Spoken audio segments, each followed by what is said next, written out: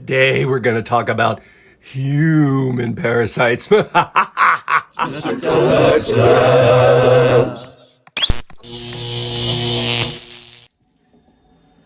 right, fans, you may remember that last week on the Dr. Phil show, we studied symbiotic relationships. And the most interesting one was the last one, parasitism. Right, that was in the Dr. Phil show. There was the parasite, which was the tongue-eating sea louse. And then we called the organism it lived in its host, which was any number of variety of fish. But on the show, I believe it was a red snapper. Okay, so we call, right, the parasite is the one that's happy. And parasite, happy. The host is the one that is being infected and is not happy. Of course, it's a weird word, host, because hosts usually invite people to their party. Parasites usually more often than not, do not want to kill their hosts, right? Because the host is where they live. It would be kind of silly, right? So they're not predators, they are parasites. And I thought it would be fun today for me to introduce you to some of the grossest. I mean, if you have, why does that always happen? There you go. If you have pets, you've got to worry about some parasites with them, mostly intestinal parasites, things like worms and giardia and heartworm and I don't know, what do you get? You probably know that fleas and ticks are parasites and those kinds of things. Well, the fun thing to know is that people can get parasites too. So why don't we count down the top 5 grossest human parasites? Doesn't that sound like fun? Let's start with number 5. Number 5 on my list is the botfly. The botfly. Let's hear it for the botfly. Yes, the botfly. The botflies infect lots of large mammals, but they also infect people. And with the botfly, its hosts are large mammals, and the botfly is a parasite only during the larva part of its life. As an adult, it's a fly, it's living its life, right? And then as it lives its life, it lays eggs on hair of mammals, right? And then those babies burrow into the skin of the mammals, right? And then that's where they hang out, and they live in there. It's kind of like the gallfly in the gall. Okay? And then just like the gallfly in the gall, there has to be a time where they emerge or come out so that they can pupate outside of their host later. So the botfly, here's a botfly, little baby botfly. So the larva, the maggot of the botfly, here's one coming out of my head. Okay, that's not really me. So botfly, where do you find botflies? Human botflies are pretty much just right now located in most of South America and the southern parts of North America, or what we call Central America. Botflies. That's pretty gross. How gross on a scale of 1 to 5? You tell me. Second grossest parasite. How about the old classic, the tapeworm? Tapeworms are classic parasites. They have 2 hosts, right? Let's see. Usually the hosts are livestock animals like pigs or cows, and that's where the babies live, and then the babies will encyst themselves. That means wrap themselves in a protective covering inside the muscle tissue of those hosts, for those animals. And then if something else eats an infected animal, right, as it goes down the digestive system, what actually happens is gastric juice dissolves the cyst, allowing the little baby worm to grow. And these guys are called hookworms because they literally hook one end of their bodies into, not hookworms, tapeworms, but they do hook their bodies into one end of your intestine, and then they just grow longer and longer and longer. And as you eat, and the chyme, it's chyme time. The chyme passes over through your small intestine, passes over their bodies. They just absorb it, so they steal from you.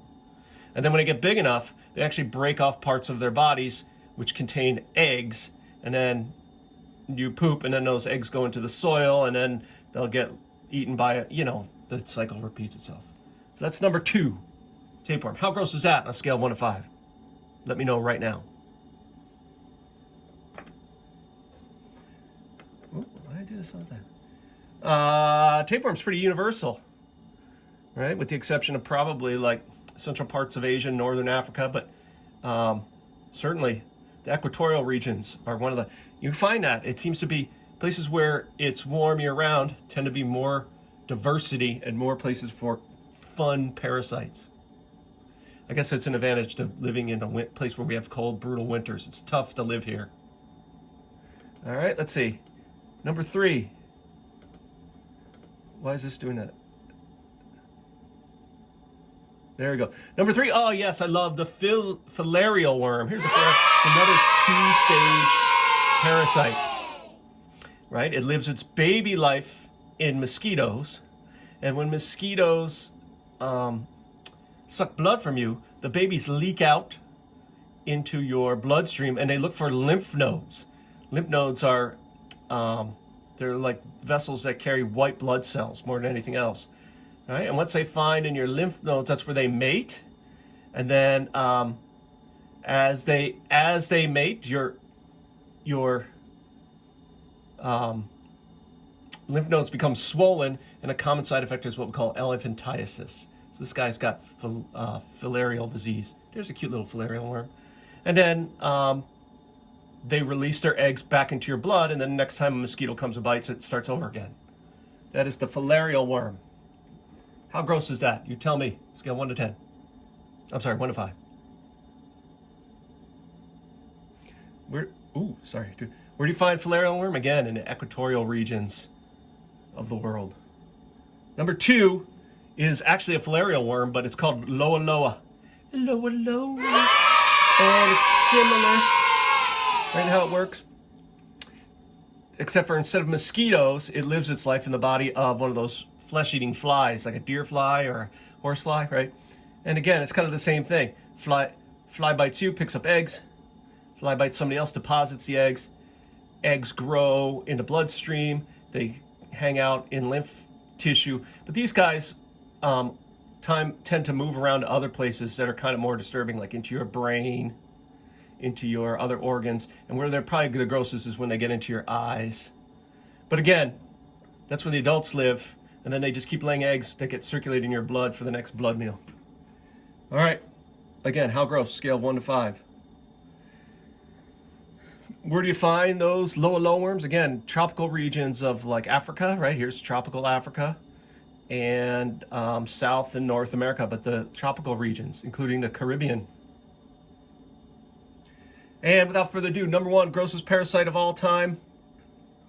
You probably remember it from A Long Walk to Water, the guinea worm. They're called the fiery serpent. The guinea worm is another 2-host parasite. Its first host is what's a copepod called a water flea. And that's where the babies live. Its second host are people, right? And how do people get infected? By drinking water filled with these fleas. These fleas are so small you can't see them, right? So you drink water. The water fleas go to your intestine or into your stomach, and in your stomach, gastric juice kills the water fleas, but that just releases the babies. And the babies go into your intestine and live, and then when they get big enough, they need to get out, and these guys get out by chewing. They chew their way out. Usually, they chew their way down through tissues. It is so painful, they call this the fiery serpent. The fiery serpent. And then when it emerges when it senses water, so it can lay its eggs back into the water so the cycle can start again. That's the guinea worm, right? Guinea worms infections cause terrible secondary infections, right? Because if you try to rip that worm out as it's coming out, it'll break, and then you get all kinds of bacterial infections. It's called the fiery serpent. Is one of the most painful things any person on earth can experience. How do you not get guinea worm? By not drinking water, or by filtering the water before you drink it. In fact, today in your part 2 and part 3, you'll see how former President Jimmy Carter, has led a charge to basically eliminate guinea worm This is from 2017, but guinea worm is now basically down to almost a handful of cases, located one spot, a place you're familiar with, the South Sudan. So again, how gross is guinea worm? All right. Part 2, you're going to read more about guinea worm. Part 3, more about guinea worm. Enjoy.